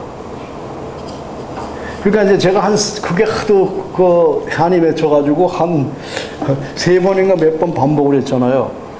그러니까 이제, 수직적으로 내려왔고 절대적으로 이제 이 프로포지셔널, 그러니까 명제적 진리를 이게 절대적으로 수직적으로 주어진 그런 그 하나님의 말씀, as such, 하나님의 말씀 그 자체로 본다. 이거가 한국교회의 지배적인. 이제 그런데 이제 그런 거 무시하면 이거 하니까 성경 매우 귀하고 scriptural theology 그럴 때처럼 이 성경은 매우 중요한데 그게 이제 디사헤하고 이분에게 있어서 그게 이제 긴장 관계에 있어야 되는 그 복음의 신학 입문이라는 걸 제가 번역을 했는데 거기에 읽어보다 보니까 이게 성경에 관해서 얘기하는데 그분이 이게 이제 그 중심을 가진 여러 원들이 있는데 그 원이 전체 원의 중심을 지향한다. 그 비슷한 얘기를 했어요. 그러면서 이제 성경에 아주 우리가 마지널하고 이제 이렇게 좀 중요하지 않다고 생각하는 것이 전부 중요한 거고 말하자면 근데 그거가 뭐를 추구하느냐가 중요한 삼위일체 하나님의 계시 아까 여기에 근거해서 아까 이제 목차에 나왔잖아요. 그 삼위일체 하나님의 자기 계시, 삼위일체 하나님의 자기 계시로서 그 말씀, 그거를 센터링하고 있는 거. 이거가 이제 칼발트를 추구하는 사람들하고 그렇지 않은 사람들하고 다른. 근데 이게 종교개혁에 있거든요. 제가 종교개혁을. 그리고 이게 이제 에큐메니칼 운동에도 이게 절절히 흐르고. 그래서 아까 말씀 잘하신 것 같아요. 거기에서 이게 그러니까 이 프롤레고메나가 무지하게 중요한 게 아닌가. 그러니까 말하자면은 지금 근본주의자들이나 신정통주의라든가 어떤 그런 보험주의라든가 그쪽하고의 어떤 아르트하고의 어떤 그런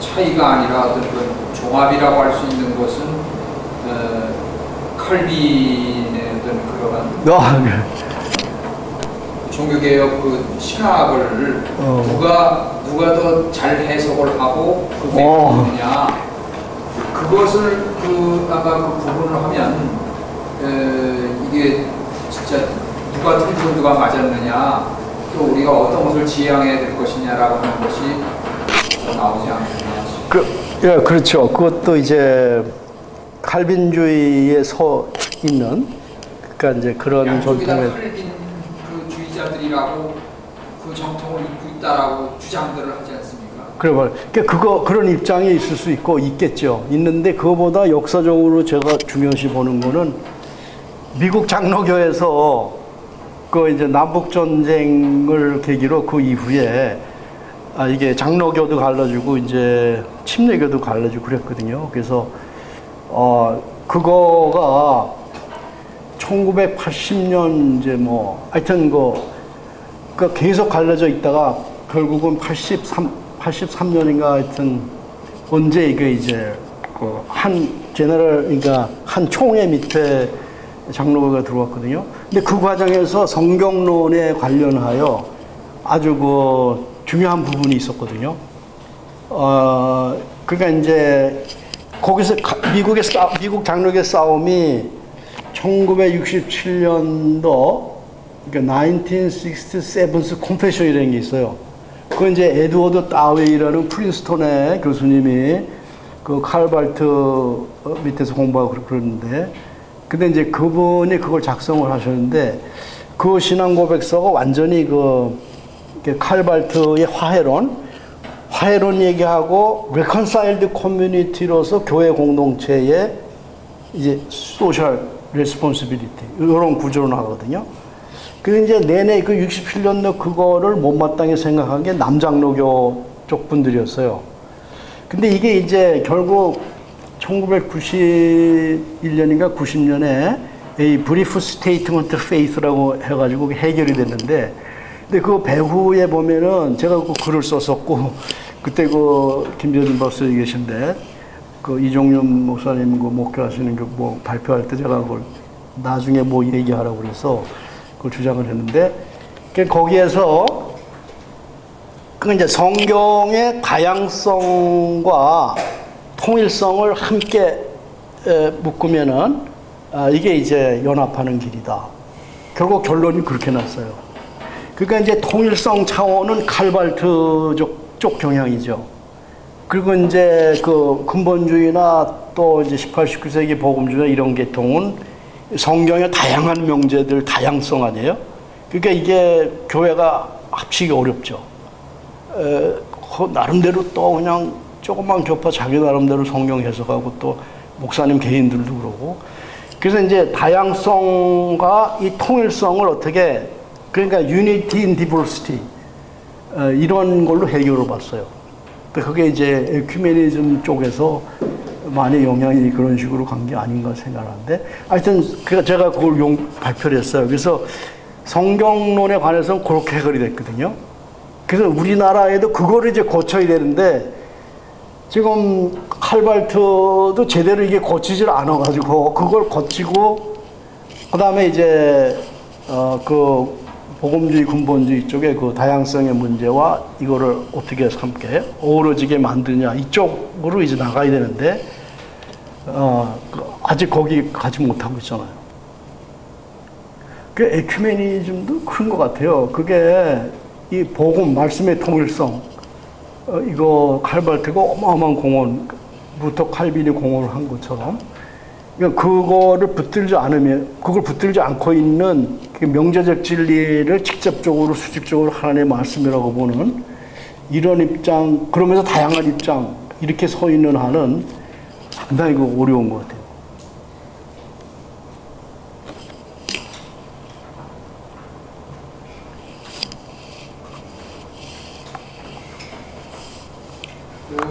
어떤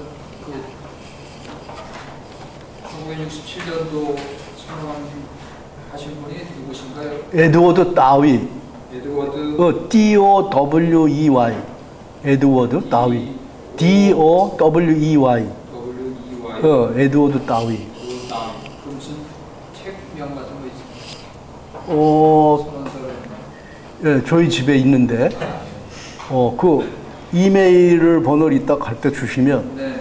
집에 있는 거 이렇게 찍어서 드릴게.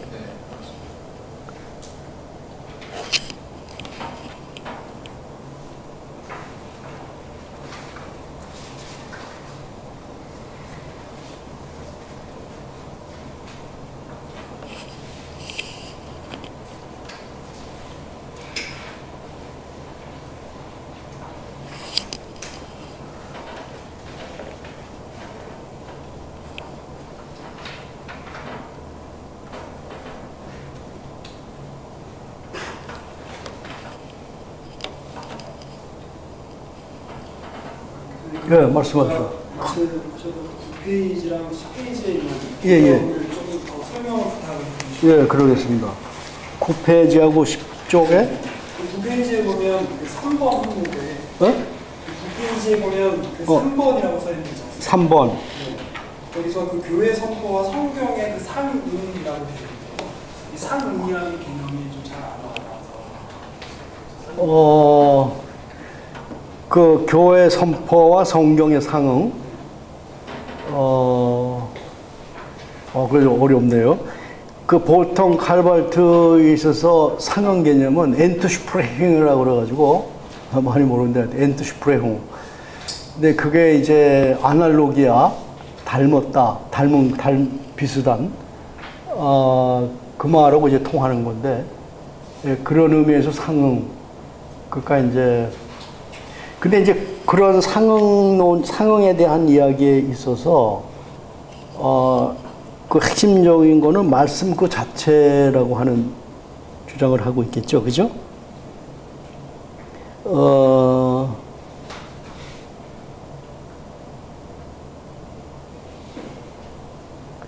그거는 그 전공하신 분들이 여기서 상응이 보통 칼발트 책에 있어서 널리 쓰이는 거는 엔트슈프레흥이 아날로기아 휘데이하고 맞먹는 걸로 그 영어로 코레스폰딩인데 근데 여기서는 교회 선포가 성경하고 닮았다 그러니까 similarity를 얘기하는 걸로 잠정적으로 제가 일치라고 보면 안 될까요? 일치는 완전히 같은 거죠, 그죠? 그렇죠. 근데 이제 그 상응이라고 하는 것도 이제 물론 상응이라고 하는 건 칼발트의 다른 많은 글들에 있어서 A와 B 사이에 그 주로 이제 신앙에서 출발해 가지고 B를 볼 때에 이게 이렇게 아날로기아 휘데이 그 비슷한 점이 있는 그러니까 이제 설교에서 성경을 보기보다는 그런 거가 이제 만약 여기 맞는다면 성경 쪽에서 설교를 볼 때 그럼에도 불구하고 핵심은 계시 그 이제 말씀 하나님의 말씀 자체라고 할까 성육신하신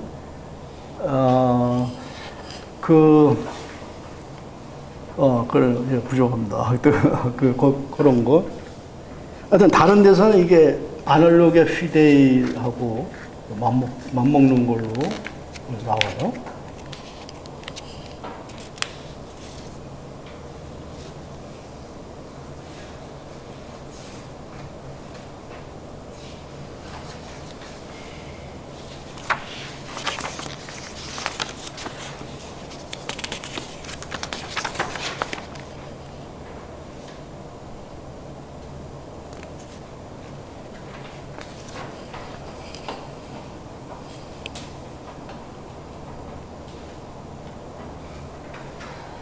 그 10페이지에 보면 예. 그 10번째 줄 중에 우리는 여기에서 2시간 10쪽에 몇 점? 10줄 정도 위에서 10줄.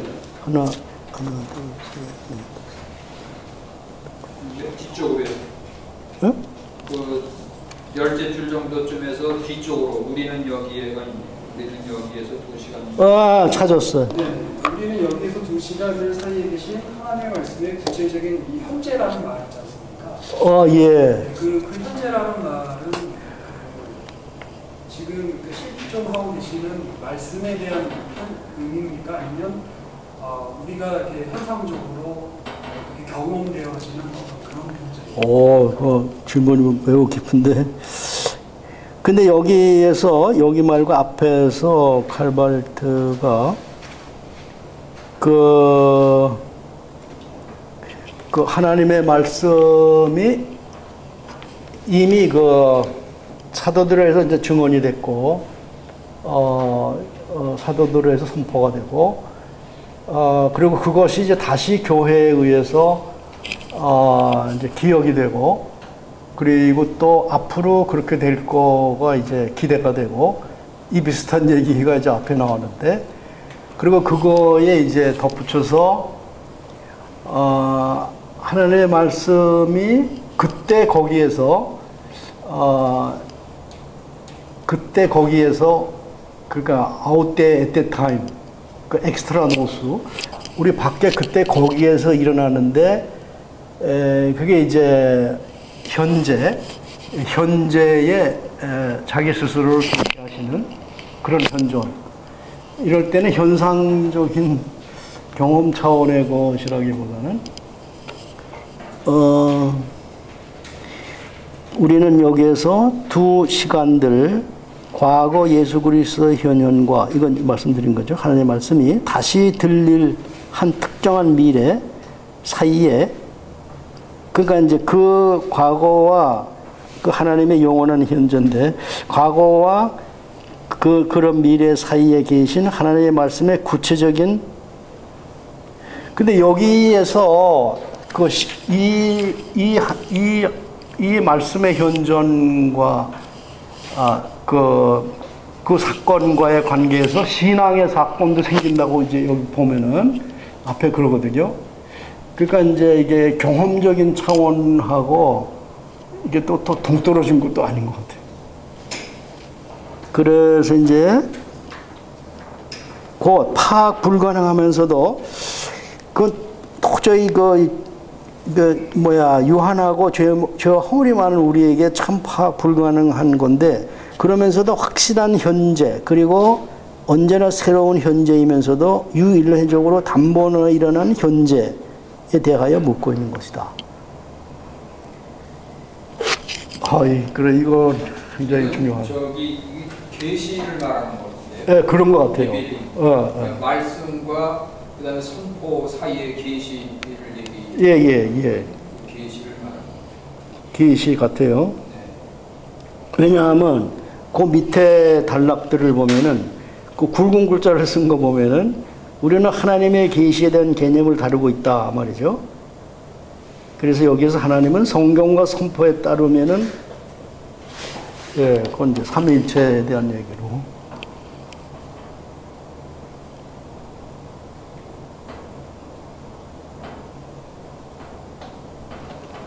근데 제가 칼발트 전공도 아닌데 여기 박형국 맞죠? 다른 사람을 인식을 하려고 그랬는데 박형국 박사도 있고 김예림 박사. 제가 막 아르테에 있어서의 하나님은 그냥 그 당시에 일례 통포가 아니라 히크눈 지금 여기. 근데 그때가 일리에트 퉁쿠 그거가 히케트 눈쿠에서 이렇게 다시 자기를 나타내셔요. 그 당시에 일어난 이 사건은 그 당시 하나의 끝난 사건이 아니라 이 사건을 오늘 우리들에게 그거 현재화시키는 개겐데티가 맞아. 그래서 우리는 늘 항상 하나님을 생각할 때 성부, 성자, 성령 삼위체는 이 과거 그리스도를 통해서 계시된 이 사건은 우리 오늘날 지금 여기서 성령을 통해서 현재화가 되죠. 맞아요. 그렇기 때문에 우리가 여기서 있는 그것은 과거 일어난 이 사건을 믿음으로 인해서 그 이면에 계신 그 하나님을 여기서 인식하기 때문에 지난번에 우리가 나왔던 아날로기아 피데라는 것이 형성이 됩니다. 아날로기아라는 말은 비슷한 것은 비슷한 것을 통해서 이해한다는 뜻인데 원래 수학에서 나오는 거기 때문에 그러니까 우리가 예를 들면 삼각형 이것이 닮은꼴이다 얘기하는 게 있지 않습니까? 그런 것처럼 이게 닮은꼴이라는 게 아날로기라고. 그러니까 그 당시 일어난 이 사건과 오늘 성령으로 우리에게 일어난 사건은 별개의 사건이 아니라 그 사건과 이 사건은 서로 상응한다. 엔트스프레크. 그 하나님의 성령과 삼위체 하나님의 계시 사건 속에서 서로 상응하는 것으로 생각합니다. 그러니까 우리가 이제 역사주의라는 사건을 이 성경에 기록된 이 사건은 과거 한 번 일어난 사건으로 그냥 역사적 사건으로 된 게 아니라 이것이 실제 일어난 사건, 팍톤이기 때문에 맞아요. 그 사건은 그냥 거기서 끝이 아니라 아까 리얼이라는 말을 쓰셨잖아요. 리얼, 실질적으로 오늘 여기서도 일어나게 되겠다는 하나님의 사건. 우리가 이것을 전제하지 않는다면 성경에 있는 얘기를 우리가 받아들일 수도 없고 그냥 하나 지나간 과거 역사 사물입니다. 맞아요. 좋습니다. 굉장히 고마운데. 또 질문하십시오. 질문이나 뭐 의견, 멘트. 박형국 박사님 뭐. 제가 질문 아까 이제 전공하신 분이 정통주의나 또는 근본주의, 문자주의적인 성서에서 집착하는 근본주의나 정통주의 쪽이 성서해서 성경관하고 이제 바르트의 성경관 그게 이제 계시관의 차이하고 굉장히 직결되어 있다고 생각이 듭니다. 맞아요. 그 성서의 언어가 그 하나님의 어떤 계시, 칼바르트에 있어서 계속 아까 질문에서 나왔었는데 하나님의 말씀 그 자체, 교수님 말씀하신 사케, 거기서 사케하고 그 성서의 언어를 바르트는 훨씬 더 이제 그 차이를 문자주의자들보다 훨씬 더 차이를 많이 강조하는 거죠. 그게 이제 신앙의 유비. 어. 그 상응, 아까 코레스폰던스 얘기했어. 그 상응은 어떻게 보면 그 말씀 자체가 이제 사건적인 방식으로 일으키는 그게 이제 계시 사건이죠. 그 제가 보기에는 이렇게도 질문을 던져볼 수 있을 것 같은데 바르트에게 있어서 성서적인 계시는 어떤 개념? 되게 질적인 개념이냐, 양적인 개념이냐. 제가 보기에는 그 오센틱한, 보다 진정한 어떤 질적인 계시를 담고 있다라고 보는 것 같다, 그런 생각이 많이 듭니다. 그러니까 이제 그래서 그런 것들이 이제 유기적으로 오늘날 우리가 성서를 읽을 때 그런 사건들에 우리는 계속해서 접근해 들어가야 되는데 어떻게 보면 이제 그게 성령께서 일으키시는 이제 그러니까 가서 지금 말씀한 걸 반복하면은 반복을 제대로 할지 모르는데 말씀 자체와 그거의 증언인 성경이 그 이제 여기에서 이게 아날로기의 관계에 있다. 이거를 신앙하는 사람이 볼 때 성경하고 이거하고 비슷한 점이 있는 거다. 그 말씀하신 거죠. 그럼 이제 그러면서 그 언어화된 이 성경 안에 그 이제 그 말씀 자체가 그 말씀 자체와 이렇게 이게 어떤 그 사건에 의해서 그런 상응이 일어나는 것이지 이게 스태틱하게 그 프로포지션들이 그거를 담고 있는 건 아니다. 그래서 우리가 프로포지션만 분석하고 캐면은 그게 나오는 그런 건 아니다. 그런 말씀 같아, 그죠? 제가 보기에 바르트가 그 이제 하나님 말씀 개념이나 그다음에 성서관 이런 곳에서 바르트가 의도하는 바는 좀 너무 이제 단순하게 얘기하면 바르트는 그렇게 보는 것 같다는 생각이 참 많이 들거든요. 그러니까 하나님이 성서에 자기 자신을 다 주시고 그냥 이렇게 떠나버린 하나님이 아니라 하나님의 말씀은 성서는 하나님의 말씀 그 자체 그 사케를 매개하는 언어적으로 매개하는데 아까 징표들, 사인들 매개하는데 우리가 그 하나님의 성소를 통해서 하나님의 그 말씀 자체에 말씀 자체를 만나야 되는데 그 만남이 이루어지기 위해서는 단순히 어떤 명제적인 진리를 우리가 받아들인다고 되는 게 아니라 하나님 자신이 그 말씀 자체가 그 자기를 드러내셔요. 그 성서적인 언어 자체 안에서 자기 자신을 계시의 현실, 그 사건을 창출을 해야 우리가 진정을 이렇게 그 성서의 언어를 통해서 하나님의 실제 또는 계시의 실제를 체험할 수 있다라고 보는 것 같아요. 그건 다 받아들일 만하고 주장이 들어있는 건데, 그죠? 좋은 것 같고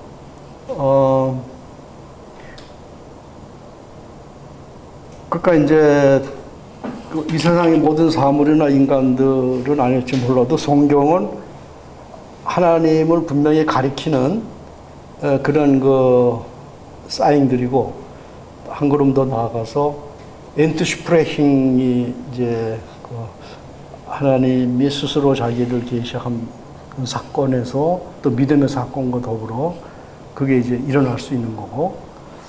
근데 이제 저는 여기서 칼발트가 그렇게 삼위일체론을 귀하게 안 여기고 그냥 계시만 얘기했었나 그렇게 생각했었는데 여기 아까 제목을 이렇게 목차를 보니까 이게 그 하나님의 계시 그럴 때 그게 여기 목차에 그거 보면 논리적으로 삼위일체 하나님의 계시로 돼 있더라고. 그래서 여기서 놀랬어. 왜냐하면은 이게 제대로 안 봤었거든. 그러고 삼위일체 하나님은 몰트만만 많이 잘 얘기하는 걸로만 해가지고 이걸 잘 몰랐었는데 이걸 정리하면서 이게 제대로 된 진짜 니오토독스다. 몰트만이 바르트의 삼위일체론을 그 뭔가 그래요. 그렇구나. 가지고 이렇게 변형시킨 거죠. 근데 몰트만은 동방 종교의 걸 많이 이렇게 받아들이셨더라고 그분은. 근데 이분은 동방교의 거는 잘 안 보여. 전혀 없지는 않은 것 같지만은. 제가 이렇게 말씀을 드리면 어떨지 모르겠는데 바르트에게 있어서 너무 기독론 중심적이다. 그리고 이제 그게 후대 20세기 후반의 몰트만 같은 경우는 이제 바르트가 너무 삼위일체에서 기독론 중심으로 갔기 때문에 성령론을 이제 또 강조했는데 제가 보기에는 바르트의 그 아까 제가 질적인 계시 개념 자체가 질적이다라고 말씀드렸는데 오히려 그 삼위일체가 어떤 통일적인 사건, 개인 사건을 창출하는 데 있어서 그 삼위일체의 어떤 통일적인 그 협력 사역을 더 극적으로 보여주는 거 아니에요?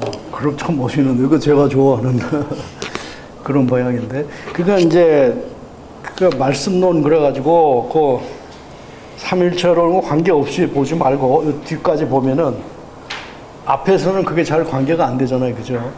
근데 뒤까지 이렇게 오면은 그거를 관계 안 시키면 안 되는 실제 다음에 다루어질 내용들이 맨 그런 거 아니에요, 그죠? 그래서 여기서 굉장히 좋은 거를. 그러니까 바르트에게서 계시 개념은 철저하게 삼위일체적이다. 그런 거 같아요. 여기 보세요. 여기 이 목차 그렇게 돼 있어요. 기독론적. 그거만이 아니야. 네, 삼위일체적. 그거는 이제 모더니즘적인 상황에서 여러 가지 의미에서 역사적으로 또 누구한테 영향을 받았는지 하여튼 그 기독론을 강조하자면 안 되는 그 상황이 많이 있었을 것 같아요. 그런데 그게 이제 전체로 보면은 그렇고 제가 무슨 책을 읽었냐면은 캠브리지 컴패니언 투 칼발트 거기는 그 토렌스 아들을 비롯해서 그 영국 계통 분들 미국 사람들 잘 헌징건가 그분이 있던데 근데 거기는 이제 지금 이해하는 이런 거야. 종교의 냄새도 좀 나고 삼위일체론 쪽으로 그러면서 이제 그 만유구원론 쪽으로 그쪽으로 상당히 세게 나가는데 신약성서에서도 우리가 예수 그리스도의 탄생이나 그 다음에 공생의 말씀 선포 사역, 그의 십자가 부활, 신천 모든 사건들을 우리가 말하다 볼 때 신약성서가 증거하는 그게 성령과 분리되지 않지 않습니까? 아니요. 정교에서는 그거는 매우 긴밀하게. 네. 그래서 스피릿 크리스톨로지라고 그래가지고. 그러니까 예수의 생애와 죽음, 부활 자체가 성령을 얘기하지 않고. 그래요. 그거를 아주 맞아요. 맞아요. 근데 이분도 어디 보면 그게 비슷한 게 나와요. 예수 그리스도 생애의 그 사역에 그거 앞에 성령이 사역하는 그게 나오더라고요. 근데 종교회 쪽으로 많이 이렇게 하진 않아도. 근데 이렇게 볼 수 있지 않을까? 바르트가 그 기독론을 무한히 많이 강조할 때 그거는 삼위 안에 성부와 성령의 자리를 축소시키는 게 아니라 아닌 거. 동반.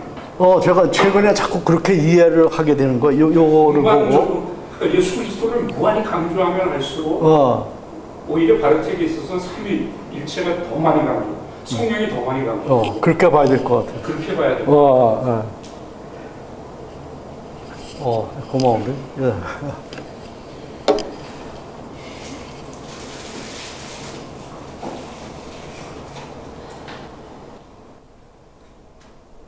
예, 말씀하십시오. 9시까지죠. 예. 12페이지에 12쪽에? 네, 12쪽에 4번에서요. 예. 그 4번 마지막 부분에 그리고 한국 개신교의 교회학은 어느 정도로 도구마를 변형하고 있는가 라고 얘기할 때에 이 도구마라고 하는 것은 말씀 자체라고 봐야 될까요? 그래서 말씀 그 자체와 일치하는 교회 선포. 근데 이제 제가 보기에 칼발트의 교회 교의학이 주제가 이제 쭉 있잖아요, 그죠? 선택, 교리, 창조론, 뭐 언약, 신론과 앞에 있고, 그리고 화해론 이렇게 쭉 나오는데 이거가 더 도그마, 이게 더 도그마의 그 오리엔테이션된 그리고 이제 각각의 주제가 이렇게 도그마들이라고 할 수 있지만 각각의 주제가 더 도그마의 같은 거리에 있는 뭐 물리적으로 아버지 이상하지만 그러니까 이제 상당히 이제 그런 의미에서 종전의 도그마들을 전부 리오리엔테이션 시켰다고 볼 수가 있을 것 같아요. 그래서 우리 한국 교회는 더 도그마를 지향하기보다는 17세기 오토독스나 미국의 오필드 하지 뭐 프리스톤 계통의 그런 정통주의에 입각해 있으면은 칼발트가 이제 아까 로마 카톨릭의 도그마들을 비판을 했잖아요. 그런 식으로 이제 한국 교회가 추구하는 그런 도그마들도 같은 비판을 받아야 되지 않을까 생각을 하죠. 이 칼발트 입장에서 보면. 그러니까 이제 말하자면은 어떤 어떻게 보면은 바르트의 어떤 그런 도그마틱스의 그것을 제대로 이해한 상태에서 어떤 그런 올바른 그런 도그마, 올바른 도그마를 우리가 얼마나 지향하고 있는가. 그렇죠. 그거가 중요할 것 같아요. 그러니까 그거가 아까 말씀드린 대로, 그러니까 성경에 17세기 오토독스가 그거 보면은 성경의 명제들을 새까맣게 이렇게 해놓고 도그마들을 얘기하잖아요. 로마 카톨릭도 마찬가지고. 근데 그게 성경이 안 중요하다는 건 아니거니와 하여튼 그러니까 이제 칼발트의 Einführung in die evangelische Theologie, 그걸 제가 번역을 했는데, 근데 거기에 보면은 하나님의 말씀이라는 게 나오고, 이제 첫 증인들, 그리고 이제 게마인데, 그리고 성령 이런 게 나오는데 거기 말씀이라는 걸 제가 이제 봤는데 그 말씀이 어떻게 소개되냐면 이 구약에서 시작되는 그런 코비넨탈 히스토리 있잖아요. 이게 이제 아브라함 하나님, 이삭, 야곱의 하나님의 그걸 하나님 아버지로 봐요. 그리고 언약의 말씀. 근데 이 말씀이 예수 그리스도 그 말씀 성육신 하신 그 말씀에서 완전히 이제 이루어지는 여기 화해 사역이 전부 포함되고 언약 부속사가 전부 포함되고 이게 말씀이라. 그러니까 이게 말씀 그래가지고 우리가 잘못 그게 이렇게 이상하게 이렇게 축소돼가지고 들어가면 안 될 것 같아요. 그래서 칼발트가 그게 62년에서 65년 하여튼 얼마 사이에 강의한 거를 모은 건데 미국에 갔다 오시고 근데 거기에 다스 보르트 고테스 그 부분을 보면은 그게 이제 화해론 전체 뭐 하여튼 그 말씀론이 훌륭하더라고. 그러니까 하여튼 그걸 한번 읽어보십시오. 그리고 이제 사도들의 증언, 쪼이그니스에 그리고 디게마인데 그리고 이제 성령, 가이스트. 예. 오늘날의 그 교회의 선포가 제대로 되려면, 그러니까 오늘날의 어떤 그 선포를 어떤 그 바르트의 어떤 그 도그마틱스에 비추어서 어떤 그 새롭게 어떤 그 지침을 주어야 되지 않을까.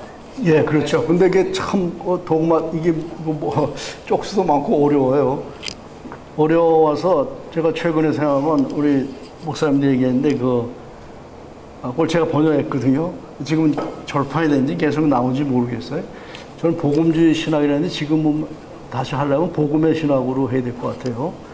근데 그걸 잘 읽으시면은 상당히 도움이 많이 돼요.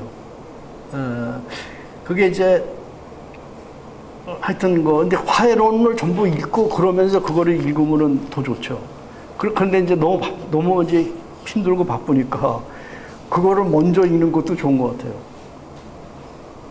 우리 교수님이 번역하신 오롱지 신학 입문이라는 책이 있거든요. 아, 입문자 제가 빼요. 입문. 근데 그 앞에 서문의 파트가 뭐냐면 이제 그게 어느 각이냐면 은퇴하고 나서 한 학기 이제 후임자가 결정이 안 돼가지고 강의를 하신 건데 거기 서문에 뭐냐면 이게 내가 이 교회 교리학 전체를 그냥 이렇게 간단하게 얘기해 준 거라고 해서 말씀드린 대로 그 책을 먼저 읽어야 돼요, 사실. 읽어야 돼, 사실은. 네, 그걸 읽고 이 책을 읽고 이걸 읽으면은 네. 그 명쾌하게 뭔가. 아까 말씀하신 그 원에 대한 쪼이게, 증언자들에 대한 그 제 목격자들, 사도들의 증언, 맞아. 성령에 대한 이렇게 개마인데, 성령. 개마인데의 증언.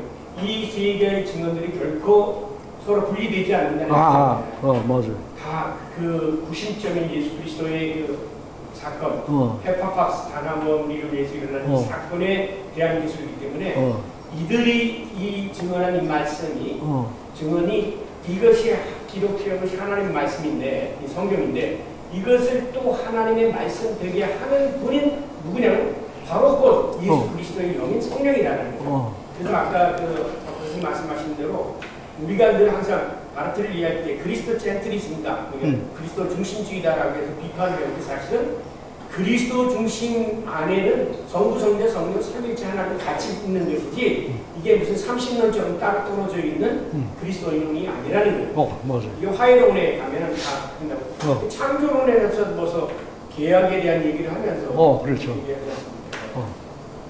그러니까 이제 목사님 그걸 먼저 읽으셔도 괜찮아. 복음주의 신학 입문. 그 책을 필수적으로 기초 단계로 다 읽으셔야 됩니다, 사실. 그러면은 이거 이해하시는데 엄청.